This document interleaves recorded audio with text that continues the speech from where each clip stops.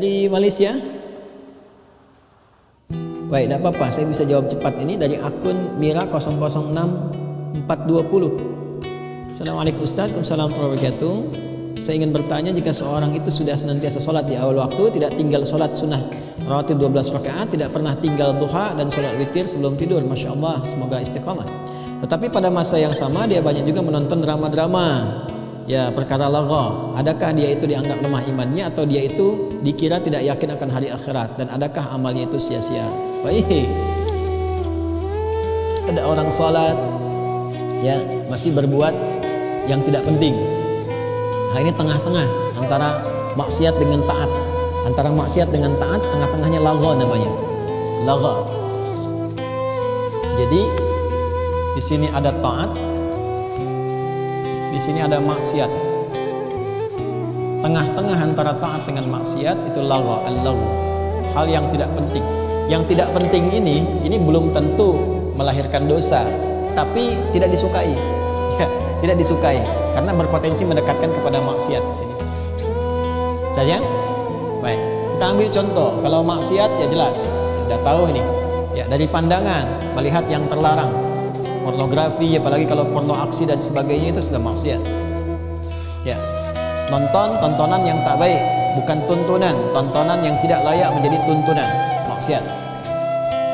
Ada drama-drama misalnya, ya, tak ada unsur terlihat langsung maksiatnya, tapi melalaikan dari taat. Ya, waktu untuk baca Al-Quran hilang, waktu untuk bekerja, waktu untuk mengasah kemampuan berpikir hilang. Di sini laghu namanya. Ya, naik sepeda itu menyehatkan, bagus, baik. Sepeda putar-putar komplek, putar-putar distrik, gitu kan? Anda usia 40 tahun, ya, pakai sepeda olahraga bagus. Tapi kalau Anda putar-putar distrik, putar-putar komplek, pakai sepeda anak Anda yang 4 tahun, dosa tidak, tapi lagha, menghasilkan perbuatan yang tak ada manfaat dan berpotensi melahirkan dosa pada diri orang lain. Kenapa tuanku, puanku kok putar-putar komplek pakai sepeda anaknya yang 4 tahun, dia usia 40 tahun? Ini tak ada manfaat. Ya, bertutur yang tak penting, banyak bicara yang tak penting, itu lagha namanya. Nah, di dalam Islam, gambaran keimanan itu nanti ditunjukkan dalam perbuatan. Ya, karena itu iman senantiasa bersanding dengan perbuatan, amal saleh. Ya, wal 'asr innal insana lafi khusr alladzina amanu wa 'amilus shalihat alladzina yu'minuna bil ghaib wa yuqimunas shalah ya ayyuhalladzina amanu kutiba 'alaikumus shiyam. Kalau Anda bertanya apakah perbuatan lagha menunjukkan kemudian lemahnya iman, kita jawab dulu. Iman itu tingkatannya dibagi 3. Iman dasar, amanah. Ini yang standar iman. Berproses dari dasar, ingin naik levelnya, naik level proses untuk penguatan, maka pakai mudhari', yu'minu, jamaknya yu'minun. Dia punya makna ketersambungan, kontinuitas dan konsistensi akan iman. Ya, ada kontinuitas keberlangsungan dan konsisten untuk berlatih itu. Di bahasa Inggris itu mungkin 3 padanannya, present, continuous, and future. Ya, jadi dia mempertahankan kualitas ini, melatih terus sampai bertahan, terus sampai ada jadi identitas, jadi kebiasaan.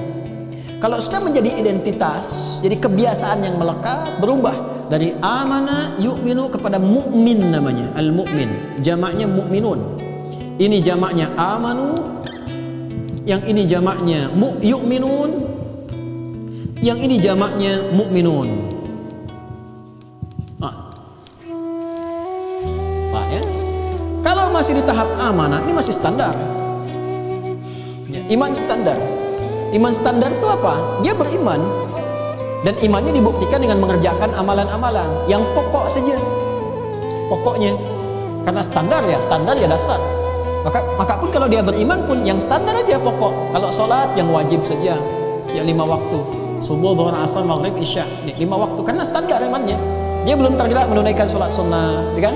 Dan seterusnya. Karena yang dikerjakan yang pokok dan hasil dari ibadah itu feedbacknya bermanfaat untuk kehidupan kita.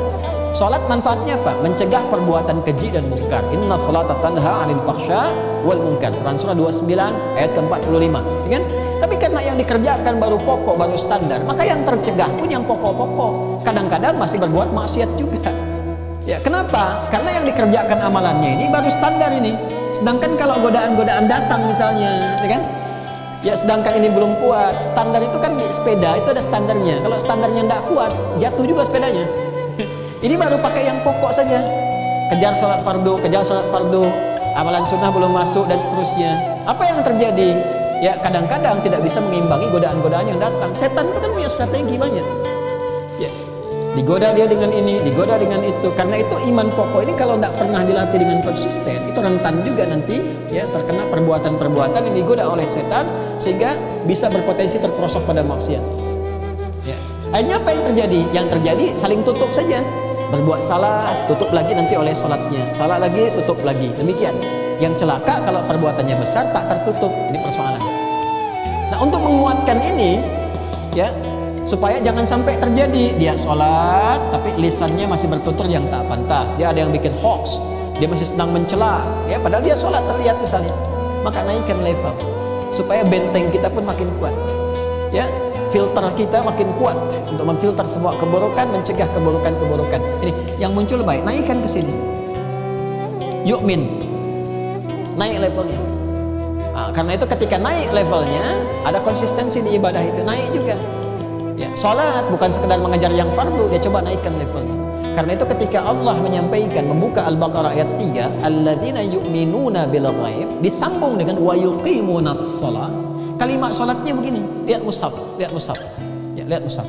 Kalimat sholatnya alif, lam, shad, lam, waw, tak marbutah. Di atas waw ada alif tegak pin. Kalimat sholat itu ada tiga kata. Alif, lam, shad, lam, alif, tak marbutah. Alif, lam, shad, lam, waw, tak marbutah. Alif, shad, lam, waw, alif, tak maftuhah. Kalau begini satu, tunggal. Ya, salat begini, satu.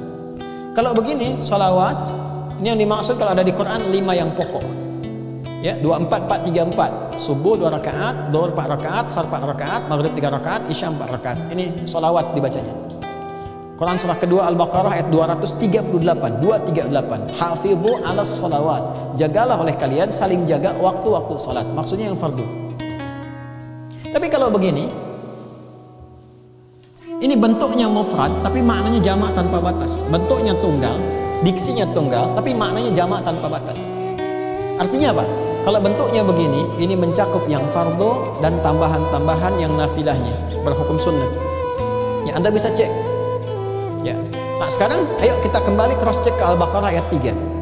Alladzina yu'minun, menggunakan kata yang kedua di atas standar, berlatih meningkatkan level. Yaitu orang yang terus mengupgrade imannya. Yu'min itu terus meningkatkan, mengupgrade, berlatih meningkatkan iman. Ya kan? Dengan cara apa? Salat pun ditingkatkan. Wa yuqimunas shalah, dia mencoba menyempurnakan salat itu, ya kan? Dia tambah dari yang fardu dengan yang sunnah, tingkatkan. Nah, jadi kalau ada orang yang sudah masuk ke level yang kedua ini, ya, sudah mulai menambah yang fardu tambah dengan yang sunnah, sudah mulai rajin, kan? Sudah mulai pelan-pelan konsisten, itu dia sedang naik. Berita baiknya naik ke sini levelnya. Kalau sudah naik level, maka ini akan bergeser nih. Ya, yang maksiat ini ketika akan digodakan oleh setan, dia sudah punya ketahanan yang kuat sehingga nggak terjebak pada maksiat. Dia bisa tolak itu. Tapi ini masih mungkin. Karena itu setan masuk lewat pintu ini supaya menurunkan lagi level yu'minun keamanan. Jelas ya? Makanya datang lewat lagu. Benar pertanyaan Anda tadi. Ya, Anda mengatakan tadi, saya sudah sholat, rawatib sudah, ya, witir sudah, tapi masih terjebak kepada lagu. Betul, berarti sesuai. Karena setan masuknya lewat sini. Kalau maksiat tak mampu dia. Tonton saja ini, ada tayangan-tayangan begini. Oh tidak, ini maksiat, haram hukumnya. Anda bisa tinggalkan itu. Ya, tapi ini masih terjebak nih. Ya, lihat ini, yang ini kan tak ada adegan-adegan yang tidak baiknya, tapi menghabiskan waktu, kan? Tapi bagaimana lagi menapikan yang produktif yang lain untuk berpikir, mengerjakan yang manfaat, bisa menulis, bisa dengan keluarga dan sebagainya. Nah, ini hilang waktu karena ini.